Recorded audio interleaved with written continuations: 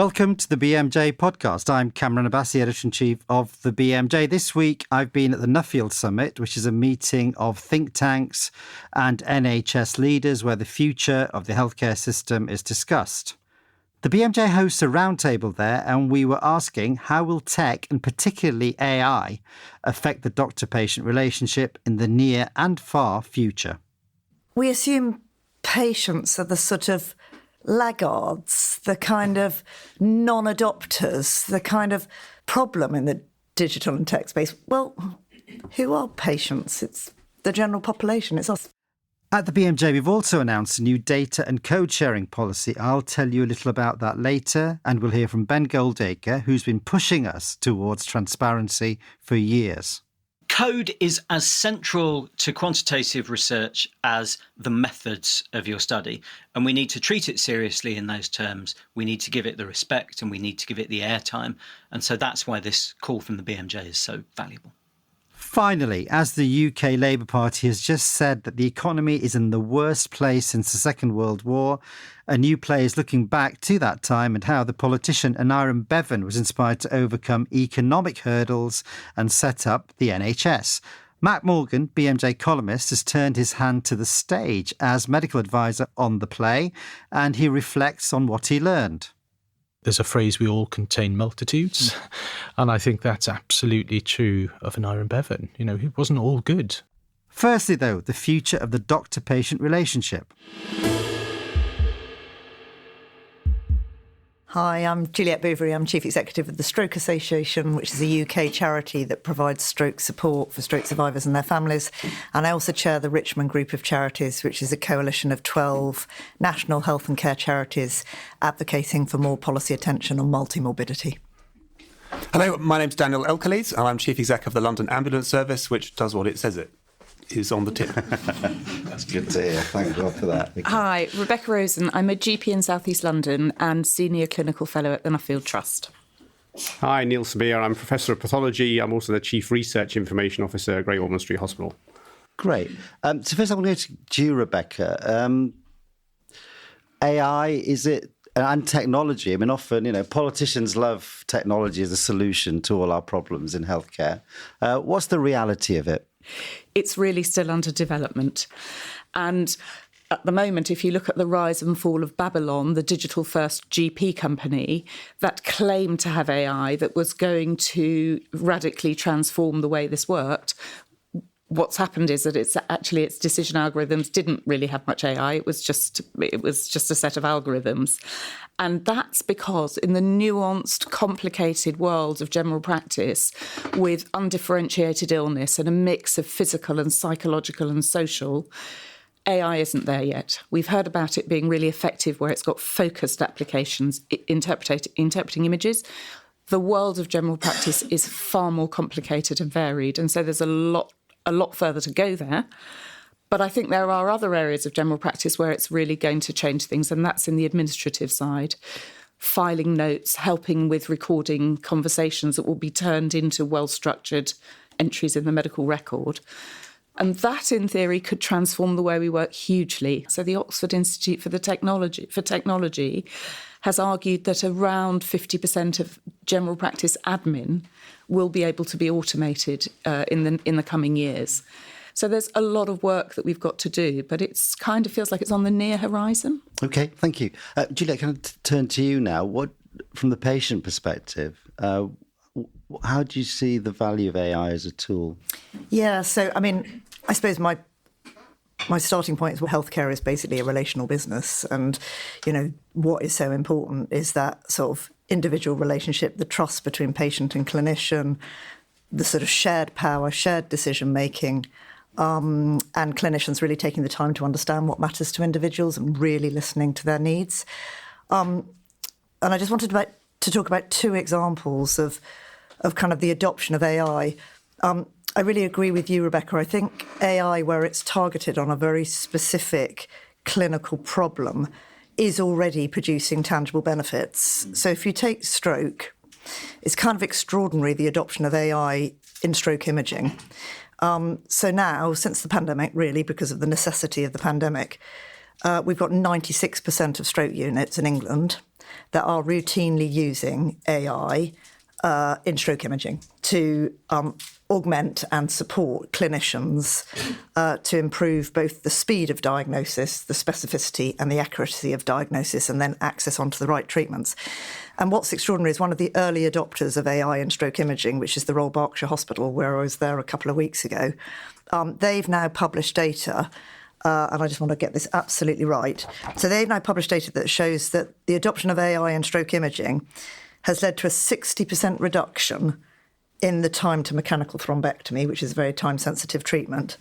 And that equates to a 300% increase in patients achieving functional independence. I mean, it's kind of extraordinary data. So, I mean, there are real benefits that are being realised today. Julia mentioned some impressive evidence there, some data, really, but evaluating AI and research associated with AI methodologies is difficult. It's not straightforward. Yeah, exactly. And there are the technical aspects about how you evaluate a particular tool, but actually that's almost only the very first step. So saying that you developed a machine learning algorithm that does something is of no relevance whatsoever if it doesn't do that task that you thought it would do or doesn't perform in the way you would thought in a real world setting. So at the moment, we're in this time where there is relatively lots of peer-reviewed papers saying I've written the cool thing. But a very large number all of a sudden, But relatively few papers saying this cool thing that I wrote about before, we've now tried to apply it in all these settings and here's how it performs. So let's turn to Daniel. Daniel, you mentioned that there were real-world examples at the London Ambulance Service. How is it being applied? So we're into how can you use all this technology and AI for volume. So in any day in London, 15,000 people will call us on the 9s and the 1s. So, for example, if you phone 999 and you're in a category 1, so you're really, really sick, the computer is now dispatching the ambulance to you within 45 seconds of the phone connecting because the computer is listening for the keywords that you're saying as a patient and can it can translate that much quicker than the call handler can. How do we know it's getting it right? Because the volume of Cat 1s has remained broadly the same, the patient mix is broadly the same, and you've got a call handler who's just monitoring that has the computer done the right thing when they've caught up with what the patients have said. So that's probably our best example. I think the big game changer is actually going to be with clinicians doing their clinical assessments over the phone. So whilst the call handling is currently very structured, the clinical assessment is very unstructured. But that means clinicians are spending a long time after the call to rewrite all of their note to make it make sense. And the latest version of lots of this software would just record what the person has said, put it in verbatim, and then structure it into a record. So all the clinician has to do is check that what the software has done is right. So I think that will save a huge amount of time and will be good. The place where I think we're going to really struggle, which Rebecca's already talked about, is triage. So if you look at the dispositions of people who use 111 online compared to the people who phone to use 111, the 111 online is much more risk averse than a conversation between people, even when the person is using the structured triage tool, because the digital algorithm has to be totally risk averse. And then the other thing that we've been discovering is that, so we've started answering the phone for a GP practice. And the patients know what they need, but aren't always as good at describing what they need. So you end up with their description being something which is much more serious than they actually meant it to be. And so I think in the end, my big learning is the AI is only going to be as good as the person who is using it is at being able to describe what it is that they want. I mean, Julia, does it concern you as, speaking for patients, that your call is being handled by an AI algorithm, a large language model? I mean, I think I'd probably say a couple of things. One is we assume patients are the sort of laggards, the kind of non-adopters, the kind of problem in the digital and tech space. Well, who are patients? It's the general population. It's us. The vast majority of people have got mobile phones, very comfortable with FaceTime, WhatsApp, text, sort of pretty digitally literate. So that's the majority, yeah. And I think we underestimate actually how ready patients are to adopt digital and digital tools, digital self-management tools to help them manage their health and care. And then the only sort of downside is obviously there is that risk of digital exclusion. We shouldn't assume that every patient is going to be able to cope with tech, and with an older population increasingly struggling with complex, multiple long-term conditions, including cognitive challenges. We do need to be tailored and targeted in our approaches, don't we? But that's where big data, big population data, and intelligent analysis of that data, so you're targeting your resource, can really help. If the public are, I mean, that's a generalisation. Some people clearly, find technology a little difficult. Others are adopting it very avidly. What does it mean for the profession, Neil? So I think it's a super interesting area. There's a lot of stuff. There's a lot of taking on from what you mentioned, Julia, around what do we need to tell patients?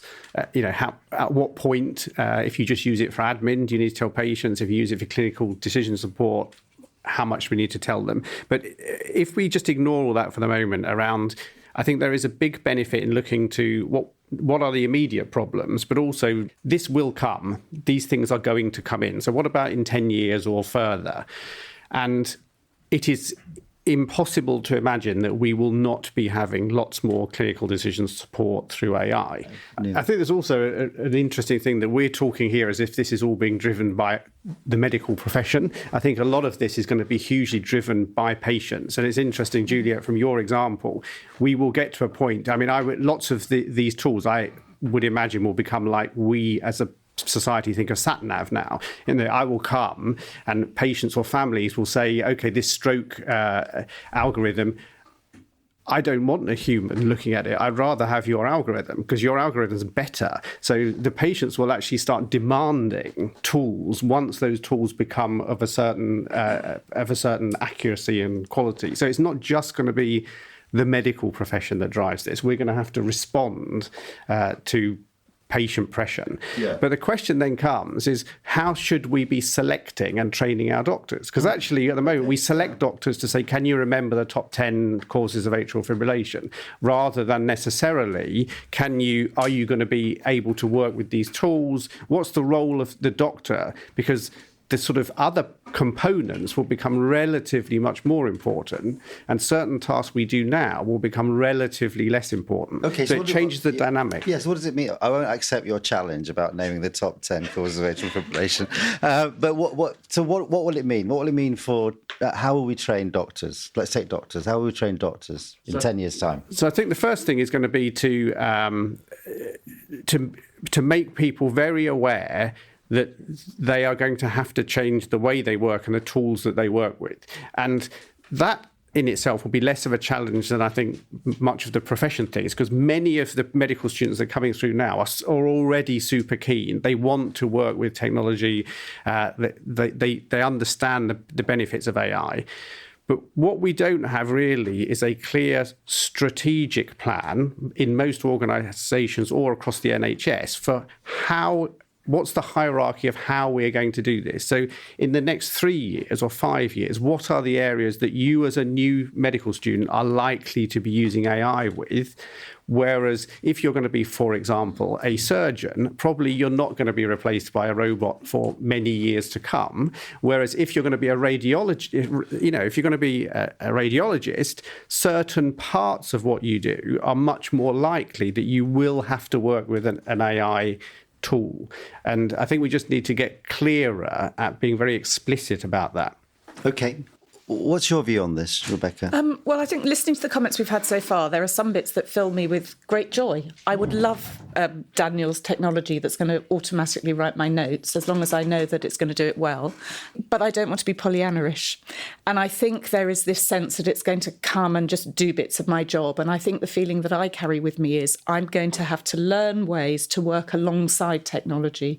There are some bits that will just be taken away, but mostly this is going to be a challenge of how do you rethink the chain of interactions from when somebody turns up at the GP door to when they leave hopefully better or with a plan to manage a long-term problem in ways that blend the technical, the human, the empathic, the informative in different ways.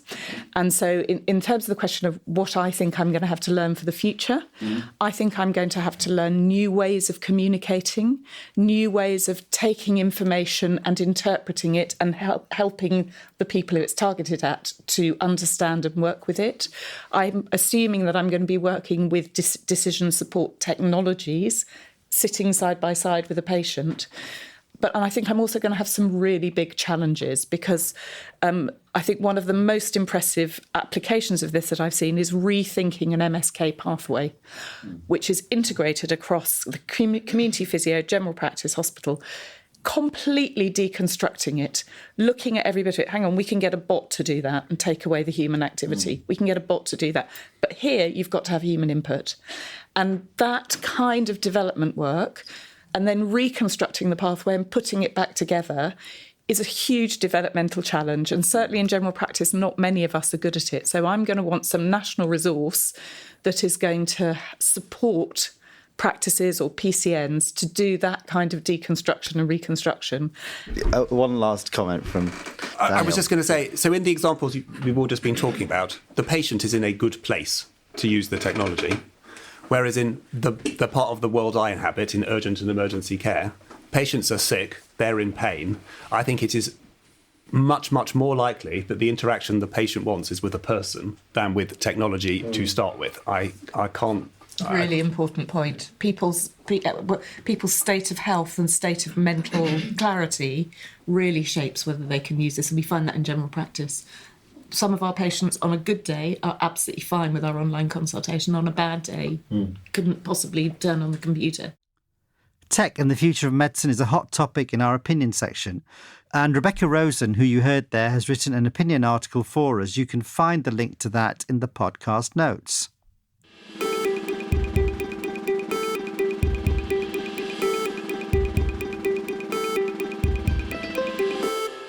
The BMJ has announced some new rules on data and code sharing if you want to publish your research with us. And what that means is that if you have a clinical trial, you need to deposit your data in an appropriate repository, which is publicly available. And also, we are asking for you to share your analytical code for your study. And the code sharing applies to all studies. One exception to this is observational studies, where the data may reside in large data sets and the permissions for those may not allow them to be immediately deposited in a publicly shareable place. And so we will develop rules for those in future. Now, the reason we're insisting on this is that there has been a voluntary code of practice operating for a number of years, and we've implemented this as well, where we've said to authors that on reasonable request that they should share and they will share their data. Now, authors at the BMJ and in many journals tend to agree to do this when they submit their paper, when we publish their paper. But what the evidence tells us is that when they do receive those reasonable requests, unfortunately, they do not share the data. So we've taken the next step and made data sharing for clinical trials mandatory. And the second thing that we've done is made code sharing mandatory as well. One person who's been very persistent and asking for this for years, I think the first time he did so was back in 2015 in the BMJ. And we're very grateful to him. It's Ben Goldacre. He's really nudged us in this direction. And Duncan Jarvis, our producer and multimedia editor, caught up with Ben and his colleague Nick DeVito to hear their thoughts on our new policy. Hey, my name's Ben Goldacre. I'm Prof of Evidence-Based Medicine in Oxford, and I run the Bennett Institute for Applied Data Science. And I'm Nick DeVito. I am a postdoc in Ben's group at the Institute. I also did my doctorate there, and I've been working with Ben since 2017 on all sorts of stuff around research integrity and transparency. So Ben, I think you're somewhat synonymous with transparency around research. You set up all trials a decade ago. You've written books around it. What are your reflections on where we've come to now? Well, look, on sharing summary results for clinical trials, we've seen that there's a gradual improvement across the whole community, and there's undoubtedly a gradual improvement in the culture. When we first launched the All Trials campaign with Fee Godley from the BMJ at the time, it was in an atmosphere of hostility, really. So I think both culture and performance on the reporting of clinical trial summary results has greatly improved. However, on sharing raw data, and in particular on sharing code, the computer programs that are used to analyse data, progress has been substantially poorer. Now, sharing raw data is hard because that raw data, which has detailed information about each individual person, is often the kind of thing that you can't share because of privacy reasons. Now, that raw data about individual people is often data that you can't share because of legitimate requirements around protecting the privacy of patients. If you've got a detailed data set, even if you've taken the names and addresses off, it's often very easy to identify one individual. So you need that data to be shared in a secure environment, which is why it's fantastic to see the BMJ editorial specifically saying, for example, for your clinical trial results, you should share it through a data sharing and data analysis platform like Vivli, which is the US clinical trial data sharing platform.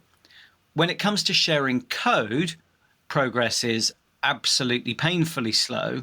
And I think that's partly because in a lot of cases, the wider community, especially amongst senior doctors, don't even really understand what code is and what its role is in the delivery of a research analysis or output.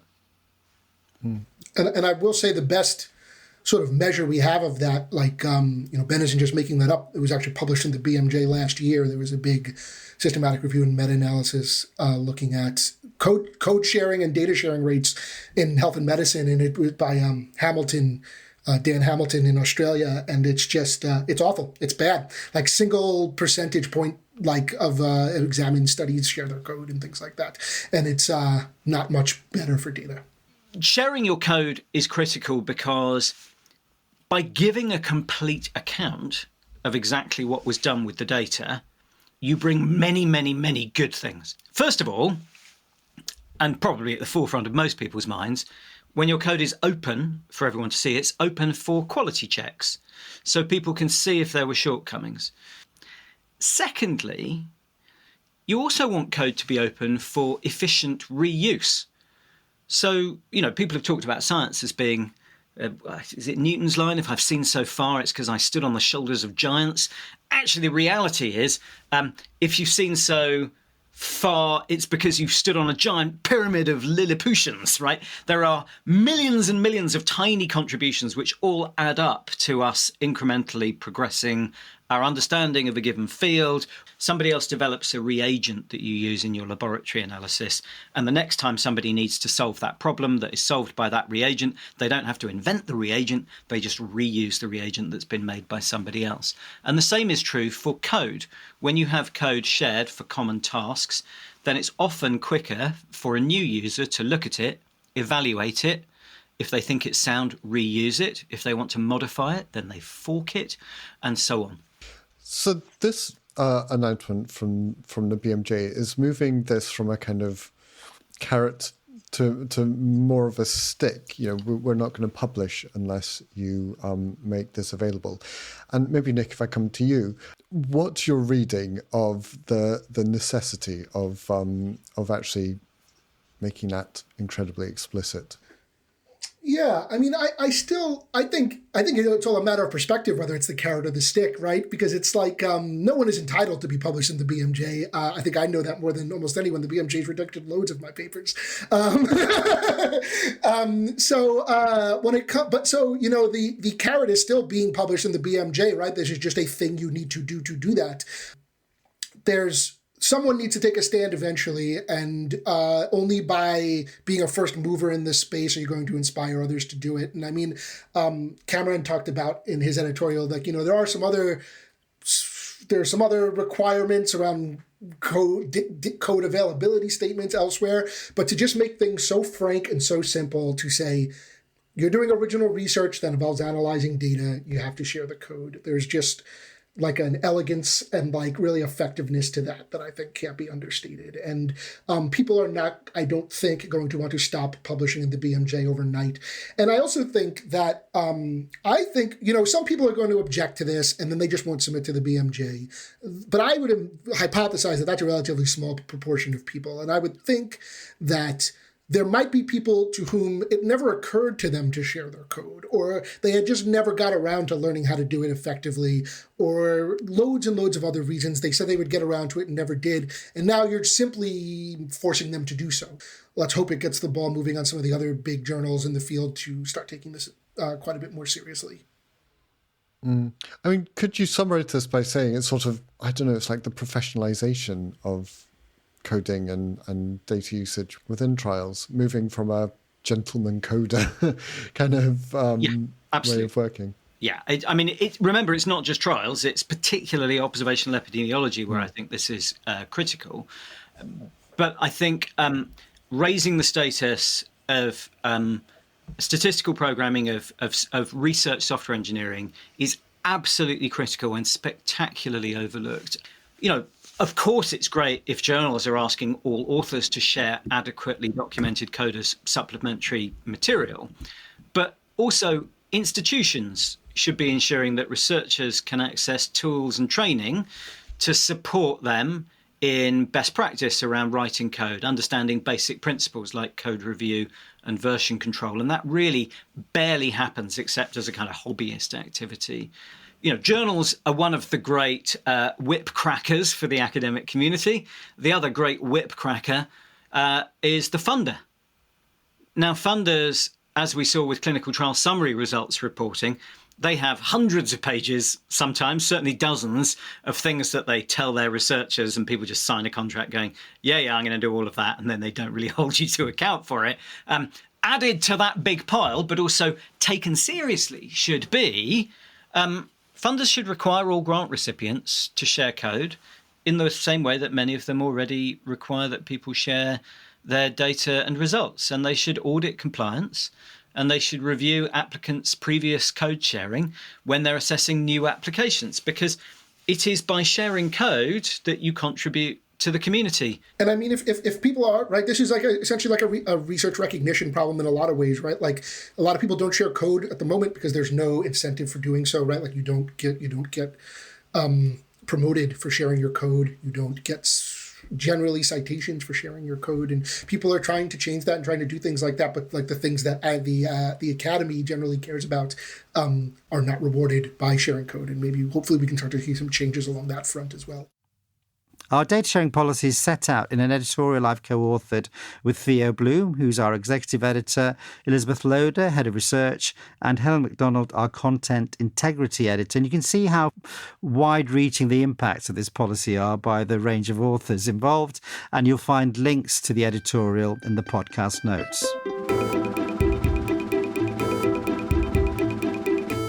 Now, we're moving from 2024 to 1948. A new play at the National Theatre featuring Michael Sheen tells the story of Nye Bevin's journey in setting up the NHS. Matt Morgan, a columnist at the BMJ, was the medical advisor on the series. Matt joins us to talk about the parallels between then and now.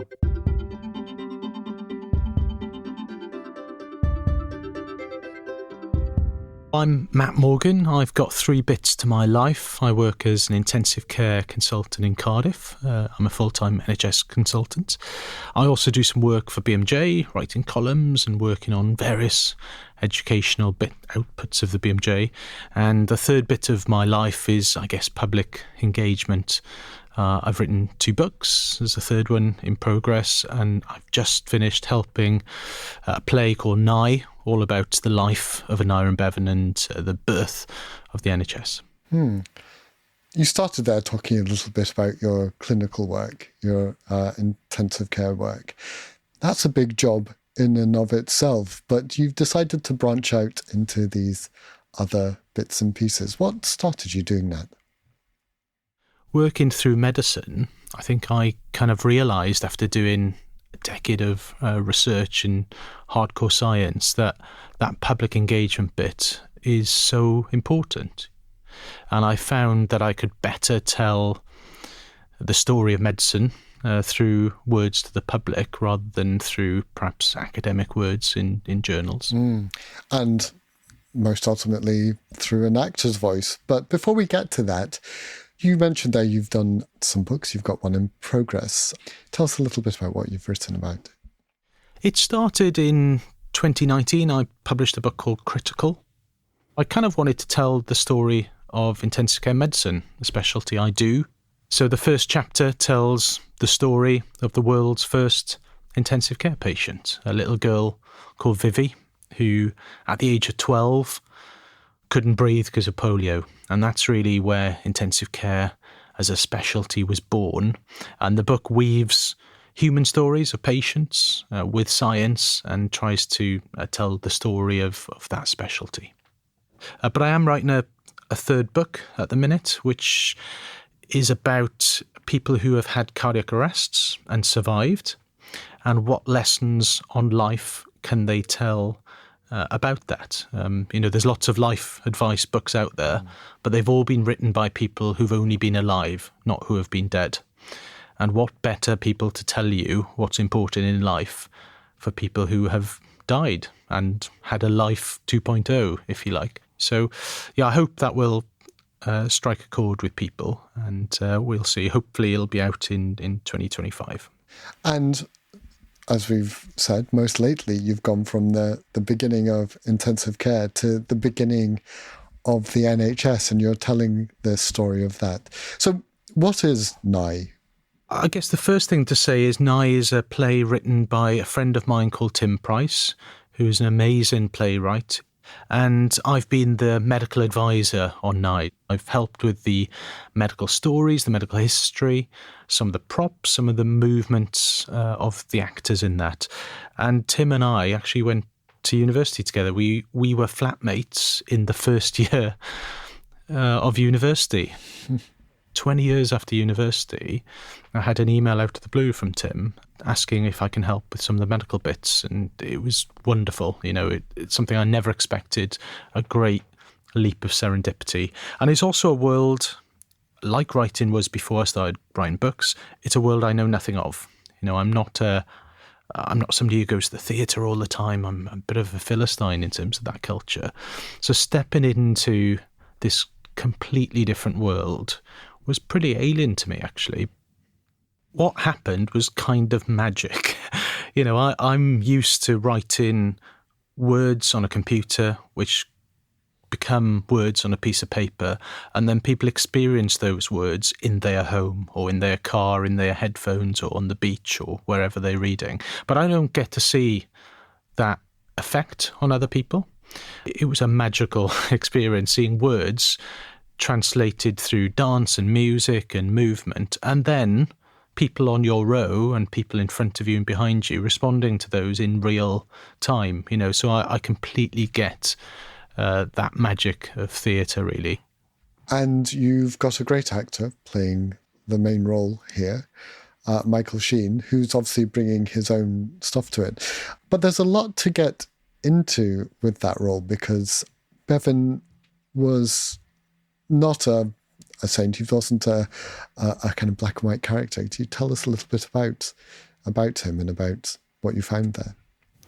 Yeah, well, the first thing to say, I think Michael Sheen, who plays an amazing role, as do many of the other actors in the show, he has an intimate knowledge of Bevan. He's looked through the history, he knows. So, I'm picking these things up secondhand. I've learnt a lot about Nye and Bevan through Tim and Michael's interpretation. But it's absolutely true to say, there's a phrase, we all contain multitudes. And I think that's absolutely true of Nye and Bevan. He wasn't all good. The play goes through the complexity of his family setup and how perhaps he wasn't able to support his family in different ways because he spent so much time in these big institutional problems. And sometimes, in medicine, there is a temptation to concentrate on those big policies and forget about the people. actually. And talking of money and times, I mean, people will be looking at this thinking of any time since the 40s when the NHS was made, this is probably the most opportune time to have a play like this, to tell this kind of story. The crazy thing is the play's set in two different time points, really. Prior to the NHS coming into existence in July 1948, it follows Bevan's life, and then towards the end of his life in the 60s. So trying to research the medical details for those two periods was tricky. But everything said, it could be today. And many of the issues brought up about hospital infrastructure, about health inequalities, about access, postcode lotteries, all those things, it could have been said in Parliament yesterday. History doesn't repeat itself, but it sure does rhyme. And anyone going to see Nye, the problems are not problems from the 40s, 50s and 60s. The problems are human problems, living in a society as we do, which are as relevant today, if not more, than they were then. And you can find Matt's columns on our opinion pages. That's it for this week. We hope you've enjoyed listening. We always want to know what our readers and listeners are thinking, so do get in touch with us. You can leave a rapid response on any of the articles we've mentioned. We'll be back next time with the latest data on ultra-processed foods and health outcomes, and we'll also be asking what the future holds for NHS funding. Subscribe to the podcast wherever you listen, and we'll deliver a new episode to you every fortnight. Until then, I'm Cameron Abbasi. Thanks for listening.